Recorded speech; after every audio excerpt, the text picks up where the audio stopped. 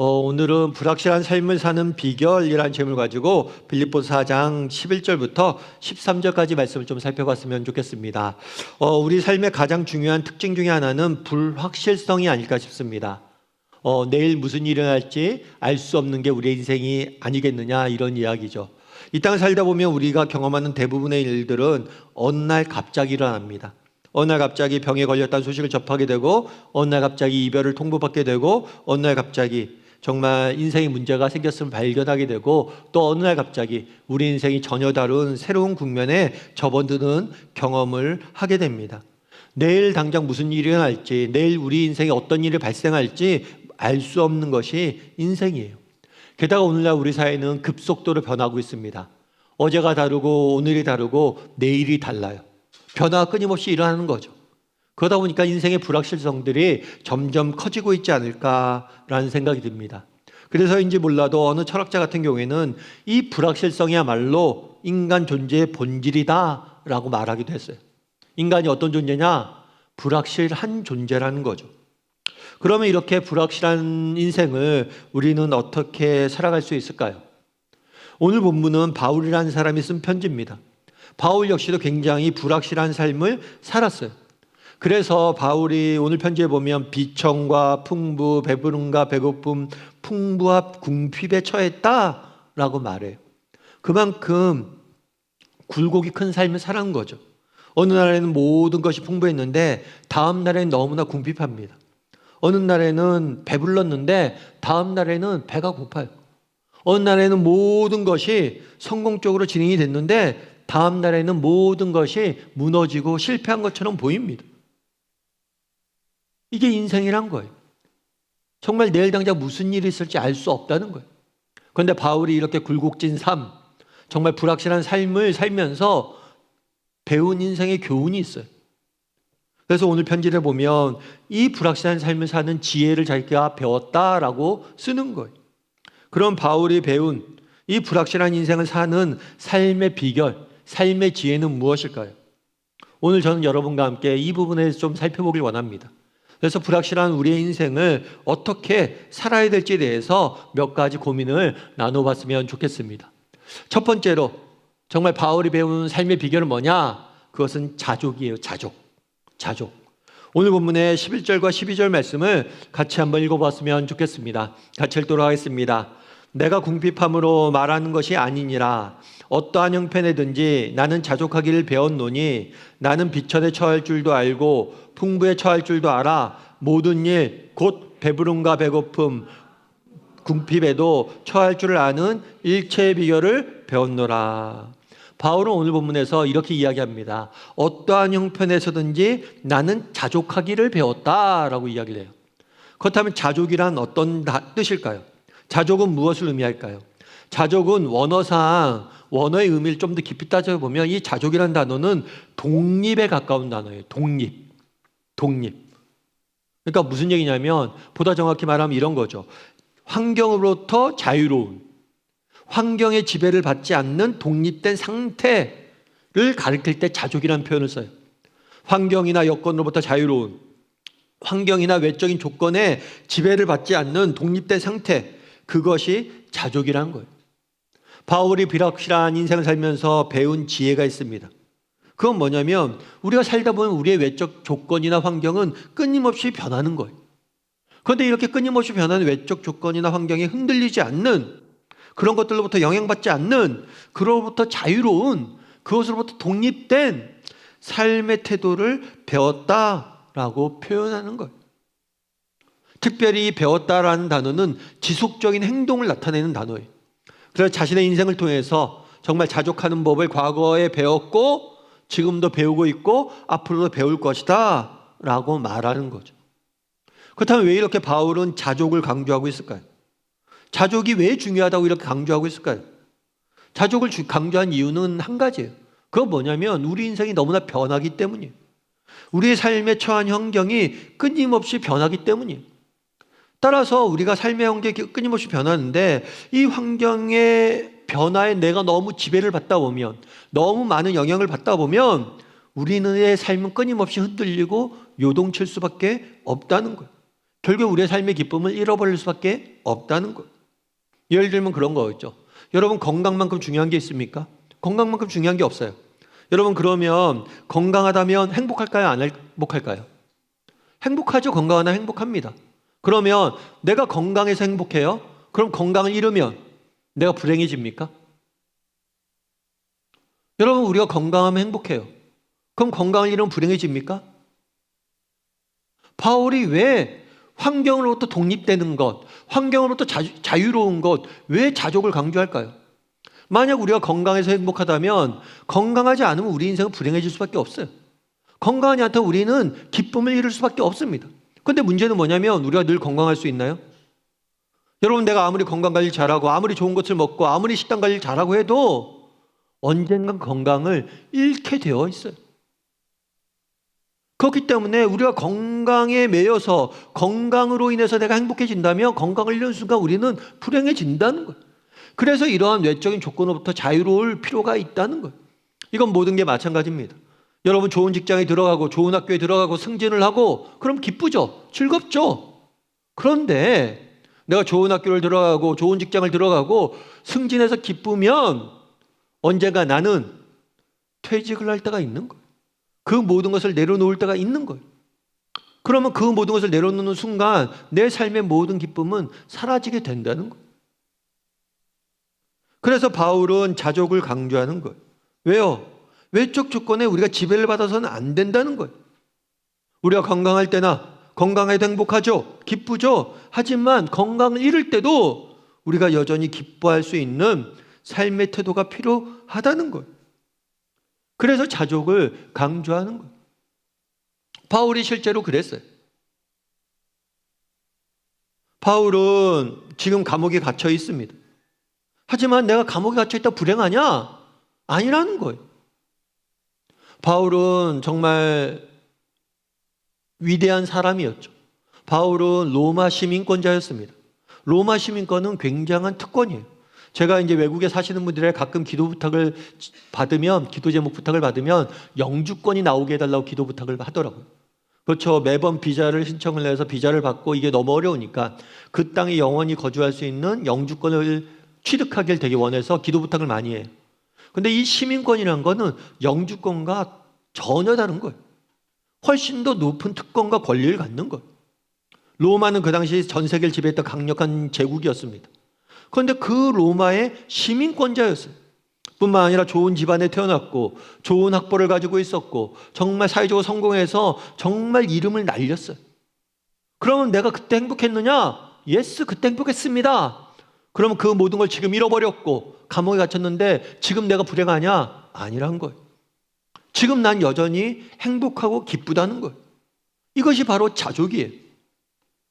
정말 외적 조건에 흔들리지 않고 외적 조건으로부터 독립되고 외적 조건으로부터 자유로워진 삶의 태도, 조건에 흔들리지 않는 삶의 태도, 그것이 있지 않으면 우리 인생 결코 행복할 수 없다는, 기쁨을 잃어버릴 수밖에 없다는 거예요. 왜냐하면 우리의 삶은 끊임없이 요동치기 때문입니다. 제가 종종 말씀드리지만 여러분, 두 종류의 사람이 있다고 그래요. 하나는 뭐냐면 온도계 같은 사람이에요. 온도계는 어떻습니까? 외부 환경의 변화를 잘 반영을 하죠. 뭐 밖에 온도가 올라갑니다. 그러면 온도계는 수치가 올라가죠. 밖에 온도가 내려갑니다. 그럼 온도계는 내려가요. 정확히 반영하는 거죠. 이런 사람이 있어요. 좋은 일이 생깁니다. 그럼 뭐 정말 너무 행복해요. 너무 기뻐해요. 뭐 만사 모든 걸 가진 것 같아요. 그런데 나쁜 일이 생깁니다. 그럼 또 너무 슬퍼해요. 모든 걸 잃은 것 같아요. 그런 온도계 같은 사람이 있을 수 있어요. 그런데 반대로 온도 조절기 같은 사람이 있습니다. 온도 조절기는 어때요? 외부 온도가 높아지면 오히려 낮추고 외부 온도가 낮아지면 오히려 온도를 높이죠. 마찬가지 인생에 좋은 일이 있습니다. 그건 너무 호들갑 떨지 않아요. 기뻐하지만 그것 때는 마치 모든 것을 얻은 것처럼 이야기하지 않습니다. 또 슬픈 일이 있습니다. 그렇다고 해서 절망 빠지지 않아요. 모든 것을 잃었다고 생각하지 않습니다. 여러분, 그럼 우린 돌아봐야 된다는 거예요. 정말 나는 온도계 같은 사람인가? 아니면 온도 조절계 같은 사람인가? 나는 정말 자족을 아는 사람인가? 정말 자족의 은혜를 누린 사람인가? 한번 돌아봤으면 좋겠어요. 제가 예전에 책에서 읽은 이야기인데요. 미국의 어떤 대학교의 교수님 중에 레오라는 분이 계셨어요. 이분이 자기 어렸을 때 이야기를 이렇게 책으로 써놓은 거예요. 근데 어느 날 이 레오의 집안에 어려움이 닥칩니다. 서두에서 이야기했지만 인생의 모든 어려움들은 어느 날 갑자기 닥쳐요. 예고하지 않습니다. 어느 날 갑자기 아버님이 조금 굉장히 어두운 얼굴로 집에 왔어요. 왜 그런가 했더니 아버님이 그런 얘기를 하는 거예요. 아버님 사업을 하고 있었는데 사업이 망했대요. 오늘 사업이 망해서 파산하게 되었다고 가족들에게 알렸대요. 그러니까 이 이야기를 들으니까 어떻게 했어요? 온 가족의 분위기가 무겁고 침울한 분위기에 온 가족이 빠졌대요. 그런데 그때 레오의 어머니, 이 아버지의 그러니까 사업을 망했는데 부인이죠. 이 사람이 뭘 했냐면 자기가 가지고 있는 금목걸이 이런 같은 거 있잖아요. 귀중품 이런 걸 갖고 나가서 팔았어요. 팔아서 돈을 마련해 옵니다. 그런 다음에 그날 성대한 파티를 열었대요.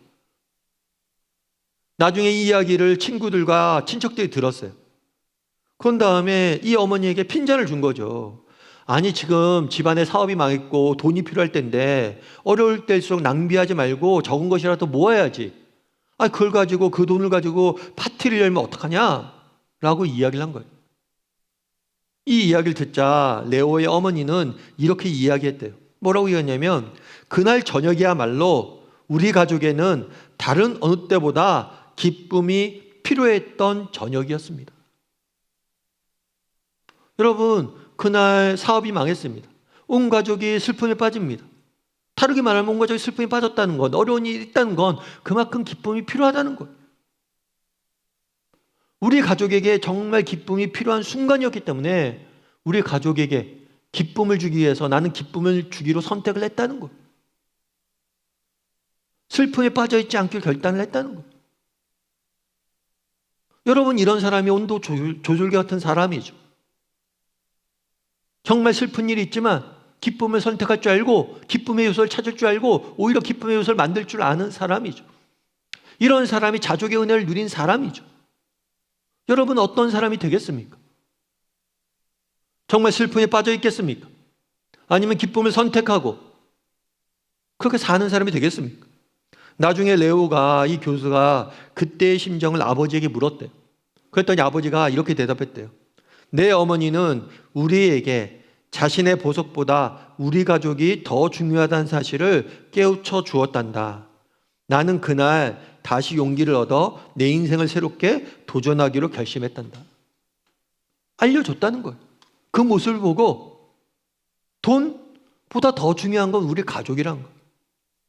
그리고 가족이 있기 때문에 우리는 여전히 기뻐할 수 있다는 거예요. 여러분, 이것이 자족이에요. 왜 바울이 그날에 자족에 대해서 강조할까요? 여러분, 우리가 자족할 수 없다면, 정말 우리가 환경의 지배로부터 독립되지 않는다면, 환경으로부터 자유로워지지 않는다면 우리의 인생은 결국엔 불행해질 수밖에 없어요. 왜요? 우리의 환경 끊임없이 변하기 때문이에요. 그래서 이렇게 환경의 지배를 받지 않는, 환경으로부터 독립된, 환경으로부터 자유로운 삶의 태도, 그것을 내가 배우고자 노력했고 배우고 있고 배워갈 거다. 그게 우리 인생이 제일 중요하다라고 말하는 거예요. 바라기는 우리 다음의 식구들도 이 자족의 은혜를 누렸으면 좋겠습니다. 정말 환경에 지배를 받지 않는 온도 조절 같은 사람이 되었으면 좋겠어요. 그럼 어떻게 하면 우리가 자족의 은혜를 누릴 수 있을까요? 어떻게 하면 내가 자족하는 사람이 될 수 있을까요? 가장 좋은 방법은 감사예요. 여러분, 어떤 상황, 어떤 형편 중에도 감사를 선택할 수 있어야 됩니다. 감사하기 위해서 감사할 수 있는 사람이 되어야 돼요. 그랬을 때 우리는 환경의 지배로부터 벗어날 수 있어요. 그래서 감사일기 노트를 쓰는 거예요. 병에 걸렸습니까? 내일 암 수술을 해야 됩니까? 내일 큰 수술을 받아야 됩니까? 오늘 감사거리를 찾고 감사일기를 쓰는 거예요. 정말 인생에 어려움이 닥쳤습니까? 정말 내가 감당하기 힘든 문제가 있습니까? 그런데 멈춰 서서 내 삶에 감사할 것이 무엇인지 찾고 적는 것. 그러다 보면 우리는 환경으로부터, 인생의 문제로부터, 외적 조건으로부터 자유로워진 것들을 느끼는 거예요. 그래서 여러분, 우리가 감사일기를 쓰자고 하는 거예요. 여러분, 정말 한번 써보십시오. 한번 감사를 결단해 보세요. 정말 매 순간순간 감사를 하기로 결단해 보세요. 그러면 자족의 은혜가 따라오는 거예요.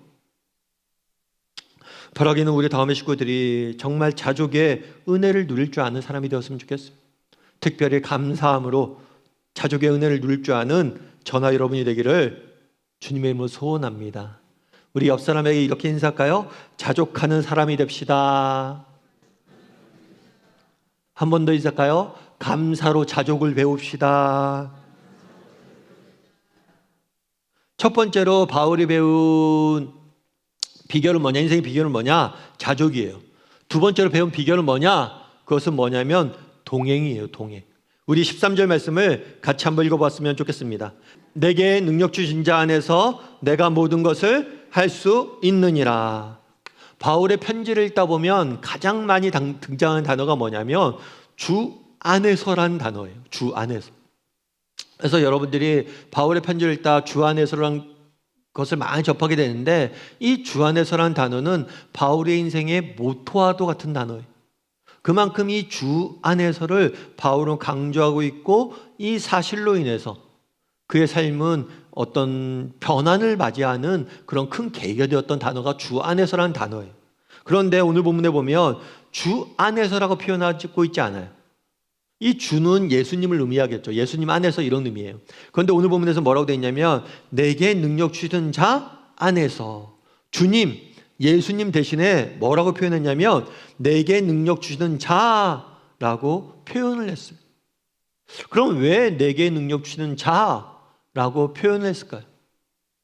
여러분, 바울은 1세기 활동했던 인물들 중에서 가장 위대한 인물들 중에 한 명입니다. 여러분 한번 생각해 보세요. 여러분들 세계사 배우고 우리가 역사에 대해서 공부했잖아요. 1세기 누구 살았지? 1세기에 살았던 사람들, 로마의 황제들, 우리가 기억하나요? 아니요. 누구만 기억해요? 바울만 기억하잖아요. 그만큼 바울은 인류 역사에 많은 영향을 지금 미쳤던 사람이에요. 유럽과 아시아 전역을 다니면서 엄청난 경험을 하고 엄청난 업적을 이룬 사람이 바울이에요. 그의 사상과 철학은 지금까지도 수많은 사람들에게 영향력을 미치고 있고, 그의 삶은 정말 많은 젊은이들에게 깊은 영감을 주고 있어요. 시대를 거쳐서. 그만큼 위대한 사람이죠. 인물이죠. 그런데 그가 뭘 깨달은 거예요? 우리가 자신의 능력이 얼마나 보잘것없는 것임을 깨달았어요. 인간이 얼마나 연약한 존재인지, 인간이 얼마나 부족한 존재인지를 깨달은 거예요. 그래서 뭐라고 표현하는 거예요? 내게 능력 주신 자 안에서. 다르게 말하면 나는 하나님의 도우심이 필요합니다. 예수님이 주시는 능력이 나는 필요한 존재입니다. 라고 고백하는 거. 우리도 마찬가지죠. 사실 평소에 정말 내 힘으로 내 지혜로 잘 살 수 있을 것 같아요. 내가 좀 더 능력을 키운다면, 내가 좀 더 가진다면, 내가 좀 더 무엇인가를 이룬다면 내 인생이 잘 풀리고 내 인생의 장밋빛이 펼쳐질 것 같이 느껴져요. 자신만만하죠. 하지만 그렇지 않아요.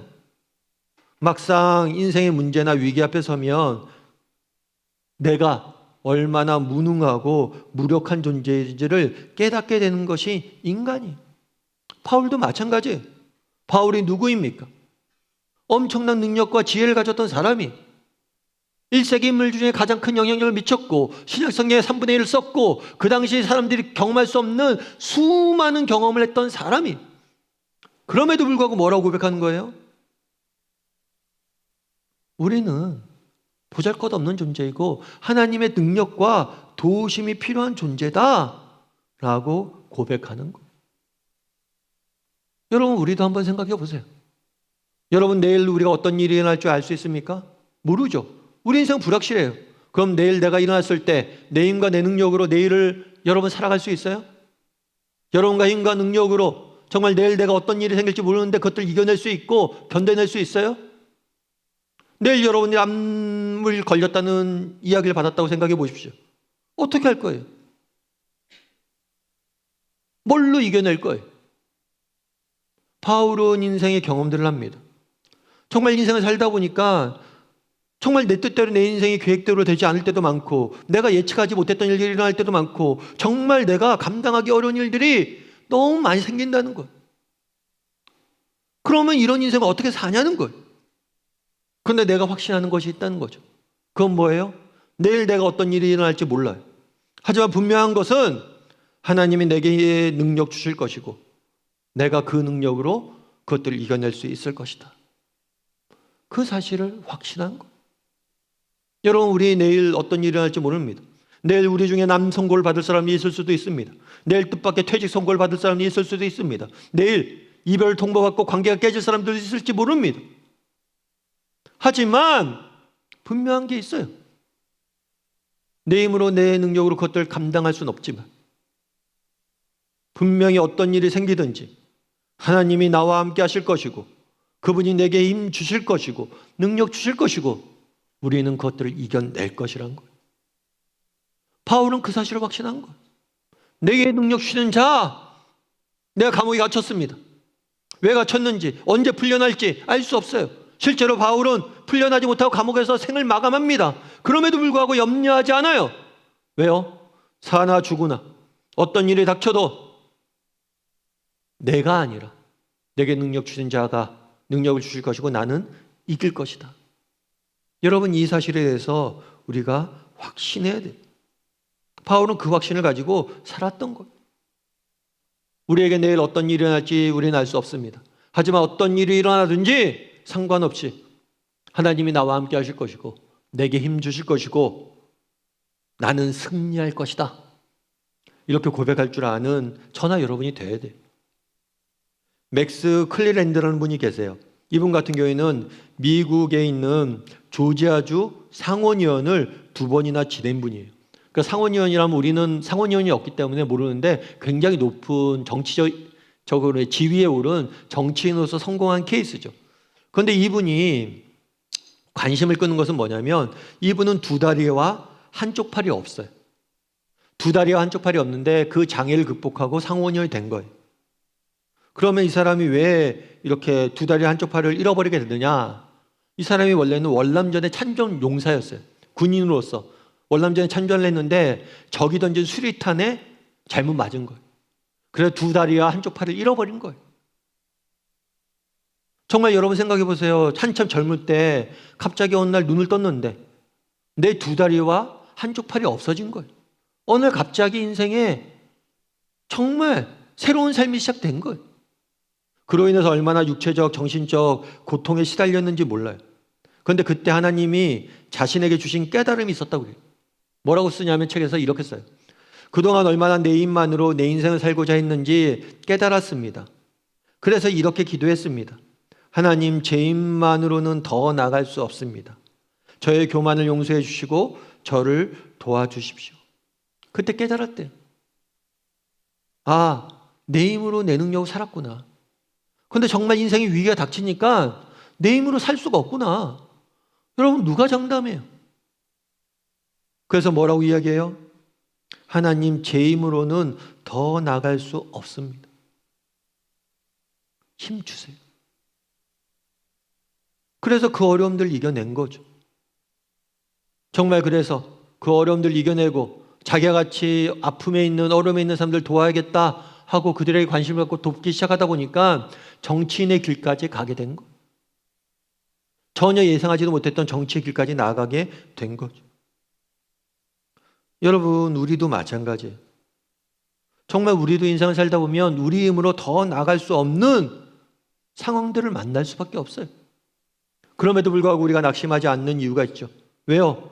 우리에게 능력 주신 자가 있잖아요. 하나님께서 우리에게 능력 주실 거잖아요. 바울은 그것들을 믿었어요. 바울의 깨달은 삶의 비결은 무엇이냐? 나를 의지하지 않고 내게 능력 주시는 자, 그분을 바라보고 의지하기로 결단한 거예요. 바라기는 우리 다음 식구들이 이 내게 능력 주시는 자, 우리에게 능력 주시는 하나님의 은혜를 맛봤으면 좋겠어요. 그런데 이런 은혜를 맛본 사람에게 나타나는 특징이 있어요. 그건 뭐예요? 주 안에서, 능력 주신 자 안에서 하나님 안에 더 가까이 나아가고 거하려고 노력하는 거예요. 하나님의 능력이 필요하다는 걸 아니까 더 날마다 하나님께 가까이 나아가기 위해서, 더 가까이 하나님께 나아가기 위해서 노력했던 거예요. 그래서 정말 우리가 하나님이 주시는 은혜, 능력을 맛본 사람들의 특징은 뭐냐? 하나님과 동행하고자 노력하는 것. 하나님 안에 더 가까이 나가서 거하고자 노력하는 것. 왜요? 정말 내가 주님 안에 거하기만 한다면, 주님과 함께 하기만 한다면 아무리 상황이 변해도 하나님이 그 상황을 이겨낼 힘을 줄 것을 믿었기 때문이에요. 그래서 바울은 더 가까이 가는 거예요. 감옥에서도 더 가까이 하나님께 나가려고 하는 거예요. 고난 중에서 더 하나님 앞에 가까이 나가려고 하는 거예요. 바라기는 우리 다음의 식구들도 정말 내게 능력 주신 자 안에서 라고 고백할 줄 아는 사람이 되었으면 좋겠어요. 정말 하나님 앞에 더 가까이 나가기 위해서 날마다 노력하는 사람이 되었으면 좋겠어요. 그래서 하나님이 주신 능력으로 날마다 승리할 줄 아는 저나 여러분이 되기를 주님의 이름으로 소원합니다. 우리 옆 사람에게 이렇게 인사했으면 좋겠습니다. 주님과 동행합시다. 한 번 더 인사할까요? 주님은 우리의 능력입니다. 그래서 하나님이 주시는 능력만을 의지할 줄 아는 비결을 배웠다라고 고백을 하는 거죠. 세 번째로 바울이 배운 삶의 비결은 뭐냐면 소망이에요. 소망. 우리 13절 말씀을 같이 한번 다시 읽어보면 좋을 것 같아요. 같이 읽도록 하겠습니다. 내게 능력 주신 자 안에서 내가 모든 것을 할 수 있느니라. 바울이 뭐라고 이야기합니까? 나는 모든 것을 할 수 있다 라고 장담을 해요. 모든 것을 할 수 있다. 사실 그런데 이거 솔직히 이야기하면 말이 안 되는 얘기죠. 왜 그럴까요? 당시 바울은 로마의 감옥에 갇혀 있었어요. 당장 이 감옥에서 언제 풀려날지 알지 모릅니다. 감옥에서 풀려날지 죽을지 알지도 못하는 그런 상황이었어요. 그런데 감옥에 갇힌 바울이 뭐라고 그래요? 나는 모든 것을 할 수 있다라고 이야기를 해요. 여러분, 감옥에 갇힌 사람이 할 수 있는 게 뭐가 있을까요? 제대로 먹긴 할까요? 제대로 입긴 할까요? 어디 이동은 자유롭나요? 정말 몇 평 안 되는 감옥에 갇혀서 할 수 있는 게 뭐가 있어요? 그런데 뭐라고 이야기해요? 모든 일을 할 수 있다고 당당히 외치는 거예요. 여러분, 정말 바울의 이 고백이 우리의 고백이 되길 원합니다. 정말 우리도 어떤 상황, 어떤 형편에 있든지 모든 것을 할 수 있다 고백할 수 있었으면 좋겠어요.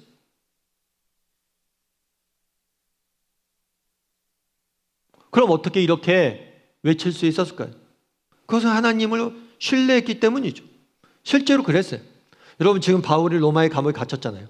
로마의 바울이 딱 감옥에 갇히자 어떤 일이 일어났을까요?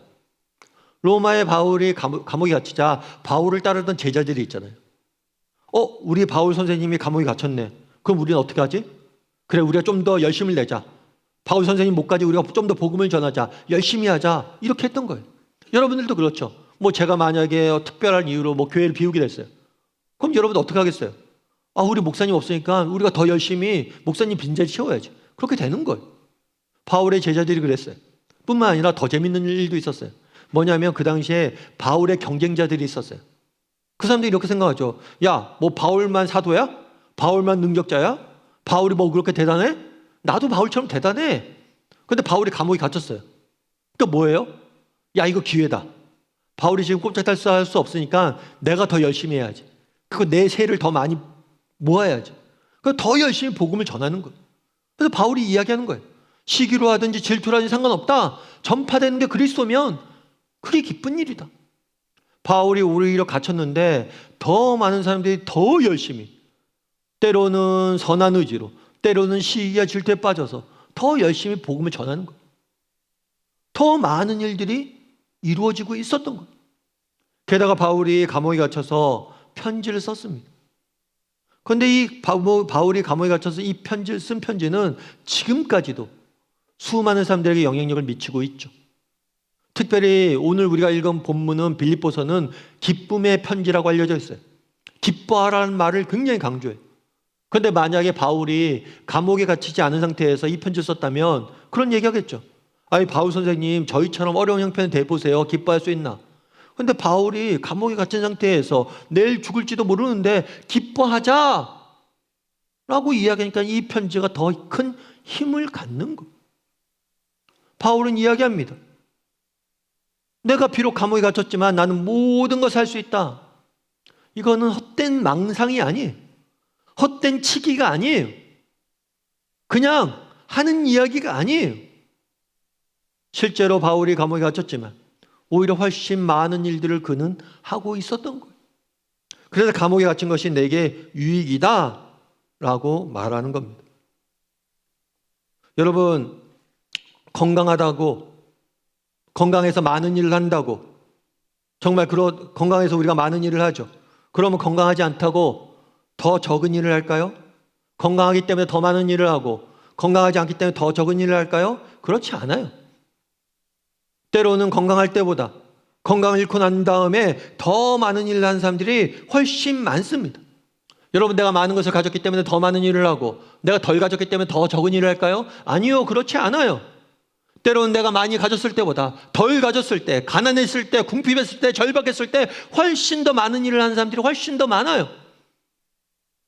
여러분, 정말 능력이 많다고 많은 일을 하고 능력이 적다고 적은 일을 할까요? 아니요. 오히려 능력이 적지만 능력이 많은 사람보다 훨씬 더 많은 일을 하는 경우가 훨씬 더 많습니다. 바울이 이야기하는 게 그거예요. 내가 감옥에 갇히기 전에 열심히 주를 위해서 일했지만 내가 감옥에 갇힌 다음에 더 많은 일을 하게 되었다. 내가 건강했을 때 주님을 위해서 일했지만 건강을 잃은 다음에 더 많은 일을 주님을 위해서 했다라고 말하는 거예요.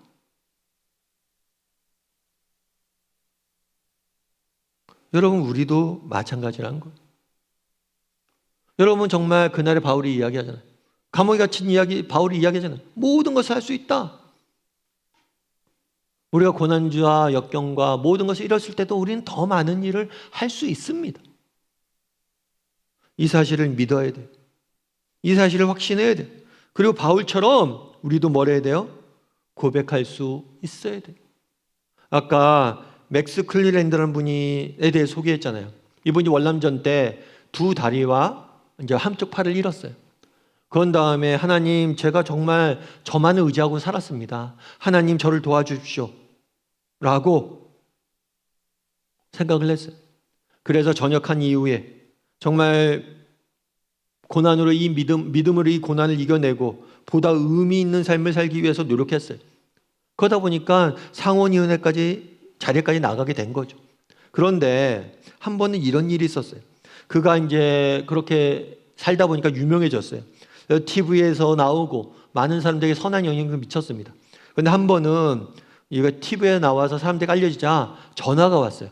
전화가 왔냐면, 누가 전화가 왔냐면 군부대에서 같이 근무했던, 월남전에 같이 참전했던 후배 군인이 전화가 온 거예요.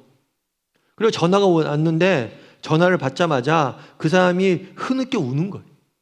계속해서 우는 거예요. 그럼 왜 울었을까, 이 사람이? 반가워서 그랬을까요? 그리움에 그랬을까요? 아니에요. 죄책감 때문이에요. 왜요?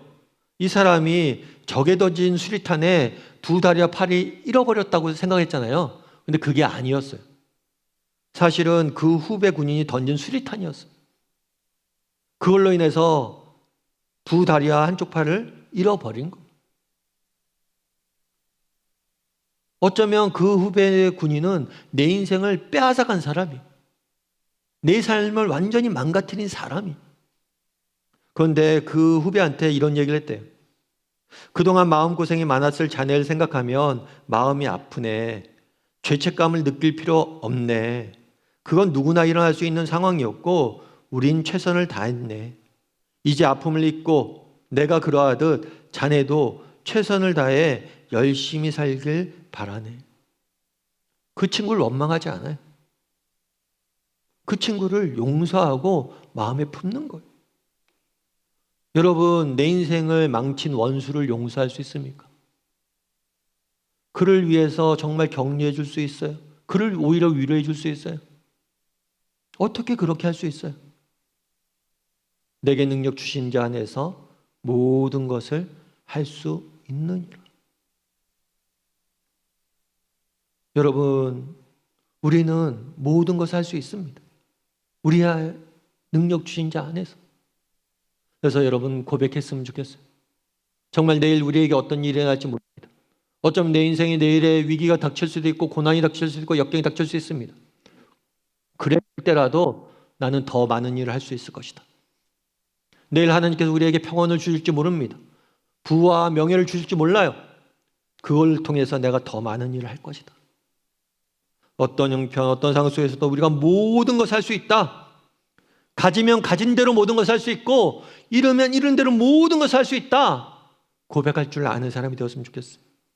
그래서 하나님께서 우리를 통해서 놀라운 일들을 이루어 가실 줄 믿습니다. 그런 믿음을 가지고 살아가는 저와 여러분이 되기를 주님의 이름으로 소원합니다.